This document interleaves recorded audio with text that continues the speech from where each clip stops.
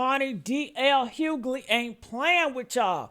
When I tell you D.L. Hughley is coming with that heat on the Nolan Wells case, he's breaking it down from the autopsy to the boys was not real friends. In this video, it got it all, y'all, I believe. So let's watch this video. Let's react together. And they got Nancy Grace breaking it down with D.L. Hughley and a few others. Honey, they're going to get to the bottom of this. Mississippi got to make a move. And I hope the next move Mississippi make is their best move because they going to need it. Check this out. A 19-year-old was found face down at the water's edge. 2 autopsies were performed on his body. One of them, the one the state carried out, has still not been released. Second one found something on the back of his head. And on national television, a former prosecutor pulled up the diagram, looked at it, and asked a question that nobody has answered since. Not why they took his lungs, why they kept his neck. This is what I can't get away from. Control room, please show Joseph Scott Morgan the autopsy diagram of the victim's occipital bone. Okay, I don't care what anybody says. I do not care if an archangel lands on this anchor desk. If he lies to me, I'm using handcuffs for his wrists and a rope for his wings. You hear me? Look at that again. Put it back up. He has deep reddening subcutaneously on the back of his head. Nowhere else. It's not on his neck. The back of his neck anyway. Don't see it on the back. Don't see it anywhere else on the body. So I really don't want to hear a lame explanation that it's lividity of the blood sinking to the back of the body. Number one, the body was on its face. But that said, they kept the neck and the lungs. Lungs to see if he drowned. Neck. Why would they keep his neck? I can't get away from this, Joe Scott Morgan, and I don't care how angelic the friends appear, and they may be angels. I don't know that yet. You can't get away from this, Morgan. That is Nancy Grace, a woman who spent her career putting people in prison, looking at the autopsy diagram of Nolan Wells and saying she cannot get away from it. She is not the only one who cannot get away from it. Nolan Wells was 19 years old, a college football player. On the 4th of July, he went out to Horn Island off the Mississippi coast on a boat with a group of people who have publicly described themselves as his friends. He never came home. That is close to the entire uncontested record of this case. Everything past that sentence is disputed, and it is being disputed in public, by people with very large microphones. Comedian and commentator D.L. Hughley has refused to let it go. On his show, he was asked directly whether he believes Nolan Wells was murdered. He did not hedge. So, of course, Nolan Wells still continues to be a hot topic. And for everybody that asks me why are we still talking about Nolan Wells, one man's Nolan Wells is another man's, Amanda, what was the young Natalie Holloway. Natalie Holloway. One man's Nolan Wells is another man's Natalie Holloway. Remember, we knew all about Joran Vandersloot, and we knew all about Aruba, and we knew all what was happening. Do you think that Nolan Wells was murdered? I do. You do? 100%. I think that Mississippi's going to be Mississippi. His comparison is deliberate.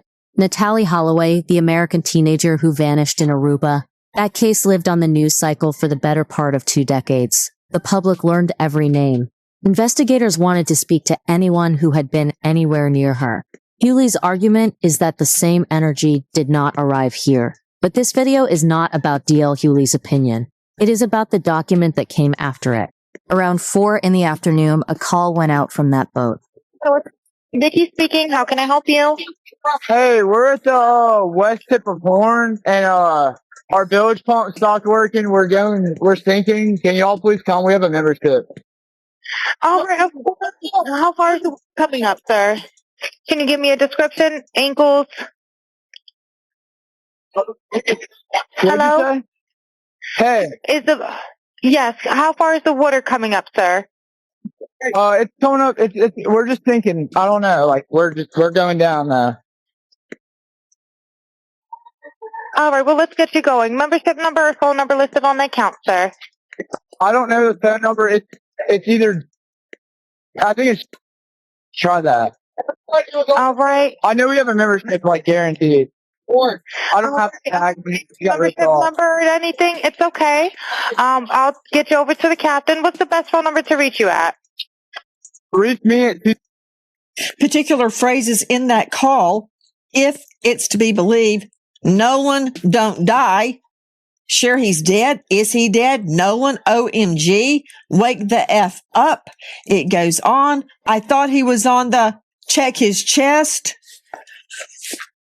That, if it's to be believed, suggests that Nolan was on that boat. Tatum says The stated emergency was mechanical. The bilge pump had stopped working. Water was coming up to their ankles. They said they were sinking. But listen to what the dispatcher asks, and listen to the answer. She asks whether everybody on board is in good health otherwise. The answer that comes back is, yeah, everybody's on board. Nancy Grace has raised specific phrases she says can be heard in the enhanced version of that recording. Someone saying his name, someone asking whether he's dead, someone telling him to wake up. She is careful about it. She frames it as, if it's to be believed. If it is to be believed, it places Nolan on that boat. The group's account, relayed by former officer Brandon Tatum, is that he was not. Now hold that and follow the boat. 9:56 in the morning, it leaves the original dock. 11:14, it arrives at Horn Island. Around 4, the distress call. 4:31, the boat leaves Horn Island. It is towed roughly 3 miles. Then the tow ends. 5:44, it arrives back at the original dock. Then it travels to Fort Bayou. 6:06, it returns to the original dock again. Then back to Fort Bayou, then to the boat launch, where it is finally pulled onto a trailer. Two things do not sit right in that sequence. The first is the movement. Why does a boat that has just been rescued go to a second location, come back, and then go out again? The second is the gap. That boat sat docked for 1 hour and 13 minutes. A boat that was reportedly sinking hours earlier, sitting in the water for 73 minutes. You would think the first instinct is to get it out. The family did not accept the county's findings. They commissioned an independent forensic autopsy. It came back with a finding on the back of Nolan's head. The official language is discoloration. Judge Greg Mattis, who spent decades on the bench, does not use that word. Yeah, I mean, what else? Why is it only there in the back of your neck, which is coincidentally how you drown somebody? You put the head in the back of the neck and not let them up, and they try and push up, but you got the head down, so the head bruises in the back of the neck because somebody tried to hold it down or did hold it down. His argument is a mechanism argument. He is saying that pressure applied to the back of the head and neck and held there is how a person is drowned by another person. The hands push down. The victim pushes up. The marks are left behind in one place and one place only. It is the most serious allegation any of these commentators has made. It is also the point where this story becomes genuinely difficult, because the forensic record does not line up neatly with it, and almost nobody covering this case has said so. Here is what the second opinion actually established. No, you can't, and we can't get away from it until the investigation is concluded on the part of the state medical examiner's office and the authorities. And in Mississippi, and I can promise you this, as the day is long, they're not going to release this information because it's an ongoing investigation. I know everybody wants it. Now, what we do have is a second view. We've got a second set of eyes on this from a highly accomplished forensic pathologist, I might add, former chief medical examiner for D.C., and he went over Nolan's body very, very thoroughly. And he, in his statements relative to this area, states that he cannot make heads or tails of it at this point in time because it's compromised, this area I'm referring to in the occipital area of the head, because it has been compromised through decomposition. Now, he did a multi-layered dissection. And what that means is layer by layer, the skin, sub-Q fat, down through the muscle, which had not previously been done in this manner according to him. I don't even know if it's annotated in the state medical examiner's report because it hasn't been released yet. They're still waiting. It's pending multiple things. How many times have we heard this over the years? They're doing their own histological studies, which means the tissue samples. And also the big part to this, Nancy, is going to be the toxicology. And we know that takes some time. And it's not just going to be about alcohol. It's going to be everything in the spectrum.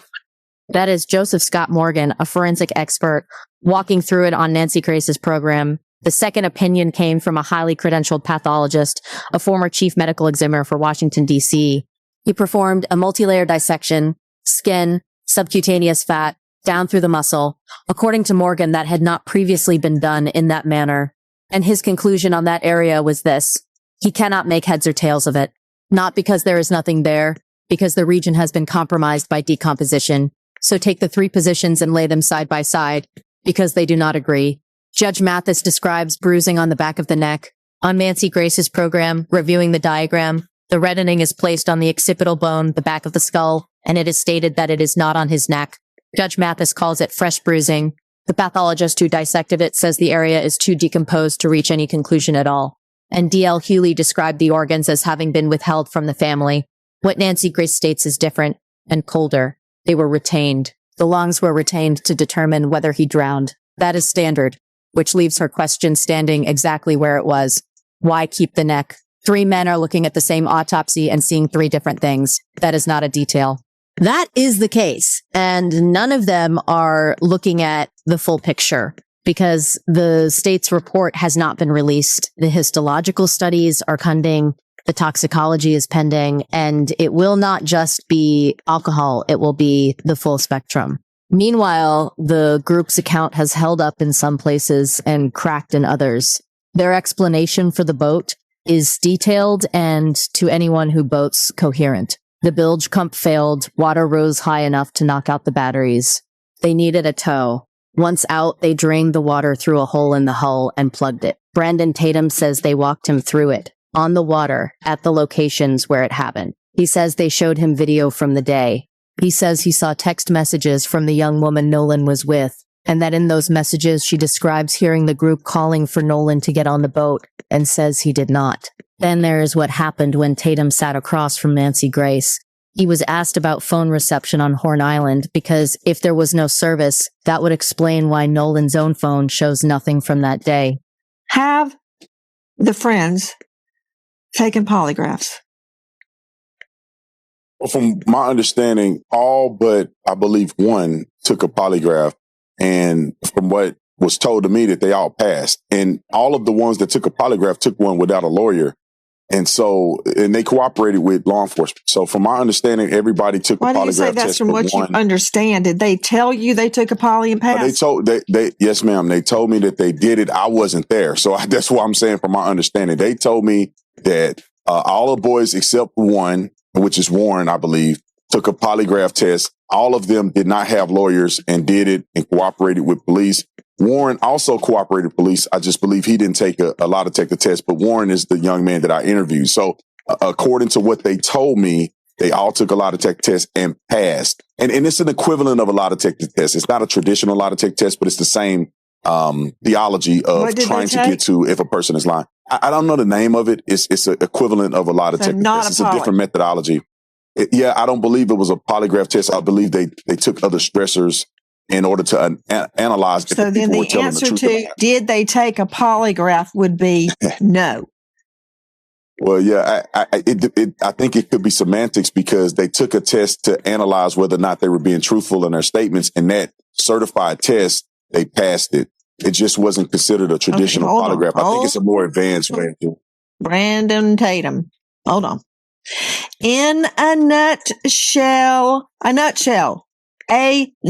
Joe Scott, there is a difference between a polygraph, which measures all sorts of body signals, your sweat, your breathing, your heart, your blood pressure, all sorts of things, and an audio verification test.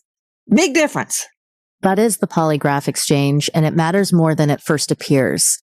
Tatum's position has been that the group took tests past them and did it without lawyers present. What Nancy Grace establishes is that a polygraph and a voice stress analysis are not the same instrument. A polygraph measures multiple physiological signals: heart rate, blood pressure, respiration, perspiration. A voice stress analysis measures stress in the voice. Tatum concedes it was voice stress analysis. Her position is simple. She is not saying they did anything. She is not saying they didn't. She wants a polygraph. Earlier in that same interview, on the question of reception, she cut him off mid-answer with a single word, objection, and pressed until he conceded the point. He had said the reception was not great. Not great is not none. Strip away the forensics and you are left with behavior. And behavior is where this case gets uncomfortable. Start with the call itself. According to the account given publicly, one of the young men contacted the United States Coast Guard to report Nolan missing. Judge Mathis cannot get past that. Yeah, he also said that he told the United States Coast Guard and Nolan's mom that he was missing. You call the Coast Guard. And you don't call his mother first, you call the Coast Guard. I mean, these are teenagers. This isn't like these are middle-aged people who, yes, you are a responsible enough person. Okay, I'll call the Coast Guard, and I know how they operate, and I know how to communicate with them, and I know the questions they're going to ask, and I know the answers to give. No, you are a teenager. You need an adult to handle those situations, and you need a trusted adult that you go to. You go to either your own parent, you call. You say, Mama, my man is missing. Nolan is missing. What do we do? And they say, call 911 and have you call his parents. Maybe he called them. Well, no, we have his phone. Oh, he left his phone? Yeah, he left his phone. Why did he leave his phone? That's what would have happened. Would you call the Coast Guard if you're a teenager and your man ends up missing? Would you call the Coast Guard first? Or would you call your parents and say, what do I do? Or call his parent and say, what do I do? You're a teenager. You're calling somebody close and informed. Somebody close that you can trust and is informed and that's close to him as well. And they didn't do that. Instead, as you say, they called the Coast Guard and told them what? How did they know? How long was he missing? Had they found the body? What'd you call the Coast Guard for? What'd you call the Coast Guard for? He told you he was going to be left behind. Did he have a curfew? Did he tell you he was going to be at this amount of time? Why is it that you felt the need to call the Coast Guard at any point before he had been found drowned? There was no need. My man party. Oh, he must have spent the night with her. Oh, man, Nolan getting it in. Shit, we might not see Nolan for a couple of days. Such and such and such and such. Nah, that's how you feel. If you trusted everything is all right with your man. Follow his logic because it is the sharpest reasoning anyone has applied to this case. If you are a teenager and your friend is missing, you do not call the Coast Guard. You call an adult. You call your own parent. You call his parent. You say, my friend is missing. What do I do? But it goes further than that. Their own account is that Nolan chose to stay behind, that he stayed on the island with a young woman. If that is what you believe happened, then nothing is wrong. There is no emergency. There is nothing to report. As Mathis puts it, that is the mindset of a teenager whose friend stayed back with a girl. You do not expect him for a day, so why call anyone at all? His conclusion is the line that should stop you. You only decide you need to call the authorities if you think something is wrong. Then there is the phone. Nolan's phone did not leave the island with Nolan. It left on the boat in the group's possession.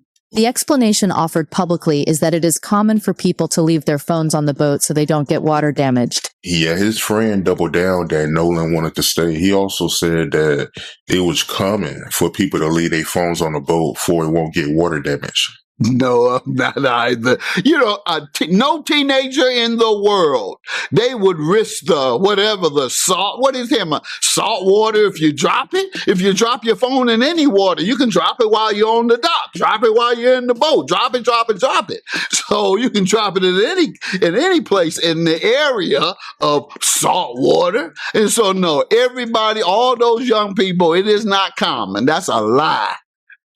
It is not common, and I have no facts to verify it other than common sense. And I don't believe that a lot of those teenagers actually leave their phone somewhere unattended for hours. That's what he would be suggesting. Because if you come there, you're not coming to the island for 10 minutes. You're coming to hang and party. And you're going to put your phone somewhere? You think, I don't believe young people can go an hour without their phone. I don't believe teenagers can go an hour without their phone without start shit shaking.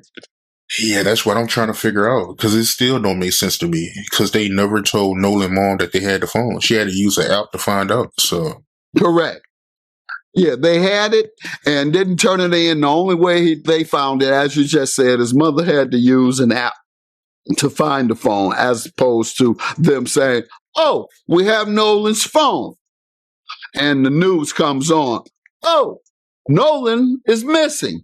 Let's call his mom immediately. We don't have her number. Walk to the house. He calls it what he thinks it is, and he is honest that he is arguing from common sense rather than evidence.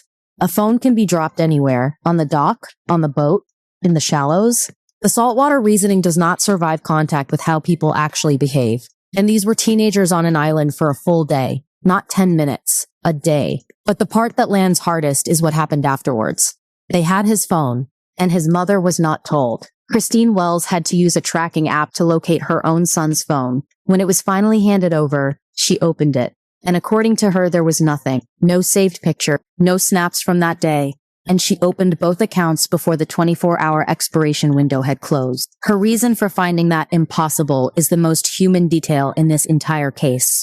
Anyone who was ever around Nolan, she says, will tell you he was always filming, always taking pictures. He would walk into her room while she was getting ready for bed and ask her to take a picture. That was Nolan. And on the only day that mattered, there is nothing. Which brings us back to D.L. Hughley and to the word he refuses to let this group keep. I don't know what happened, but I do know this. Maybe the hang up for me is that they keep bantering, throwing around this word friends.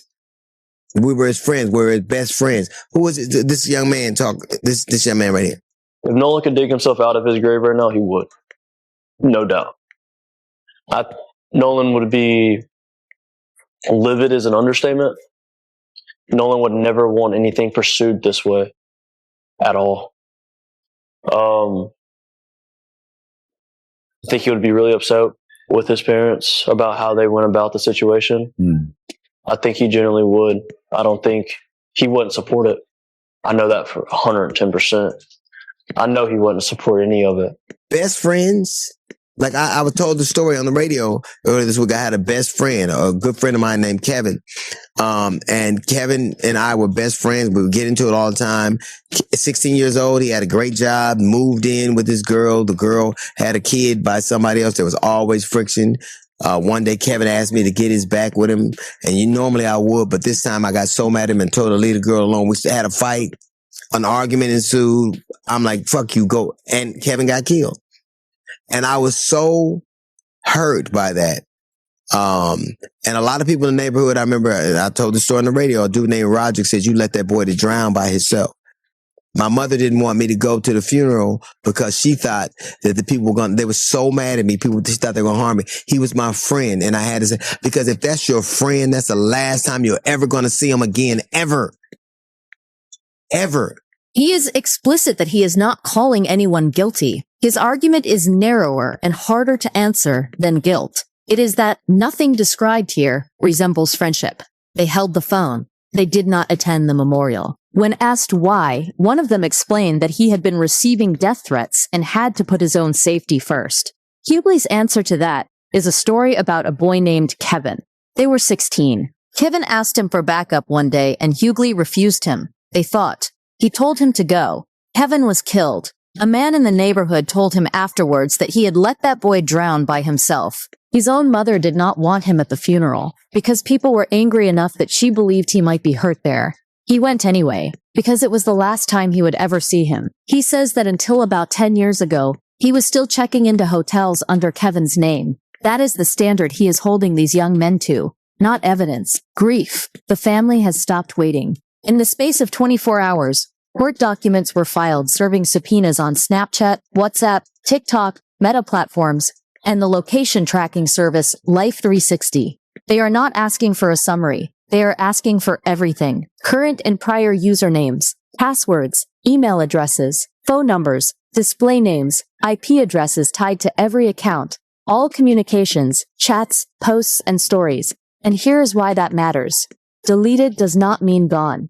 According to digital forensics experts, when a file is deleted, the data does not immediately disappear. Fragments survive, sometimes for weeks. More importantly, phones keep logs. Even when the content is unrecoverable, a log can show that something was deleted and when. Even without a password, interacting with a phone leaves a trace. Touching the screen leaves a trace. Trying to power it down leaves a trace. A snap that vanishes for the user does not vanish for the company. It lives on their servers, and it can be subpoenaed. WhatsApp is the exception, end-to-end encrypted, which means even Meta cannot produce the content. The state's autopsy report remains unreleased. The toxicology remains pending, and the case is moving toward a grand jury. So, Yeah, a lot of moving parts, and I'm waiting to see about this grand jury and see what they say, because it's based on how the prosecutor presents that case to the grand jury.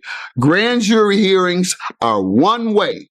You don't have those who testified at the grand jury do not have the ability to have legal counsel. They are questioned by the prosecutor in front of the grand jury with the questions and the objectives that the prosecutor is trying to achieve. No defense attorney can say objection, or they can say, let me tell you an alternative scenario or narrative. That doesn't occur. So I don't like grand jury in and of itself. I think grand juries should be abolished. But in the case of, in this case, we have to trust that the prosecutor wants to be fair and not protecting, as has been the case in the history of Mississippi over the decades. Protect those who have been accused of racial hostility and racial killings. And so that's what we hope we're not seeing, a cover up. That's the best way to put it. There is a $125,000 reward for information leading to the truth about what happened to Nolan Wells. Nobody has been charged in the death of Nolan Wells. Every serious allegation in this video belongs to the person who made it, not to us, not to you. And the most credible voice in all of it may be the one who refuses to pick a side. Nancy Grace has said plainly that those young men may be innocent, that they may be exactly what they appear to be, that she wants Brandon Tatum to be right, and she wants this to be easily explainable once all the facts are in. She just isn't going to stop until they are. Because 3 questions are still standing. Why did the medical examiner keep his neck? Why did his mother have to track down her own son's phone? And why did anyone call the Coast Guard on a day when, by their own account, nothing was wrong? This dude, and he's getting, and he talked about how he got death threats. You didn't talk about how his mama got death threats. You had his best friend on there maligning their relationship. I don't know that dude. I don't know who did what, but the only person I know for sure is innocent is that boy's mama. I don't know nothing about them, and I know for sure none of them was friends. Until those are answered, this case does not close. It just gets louder.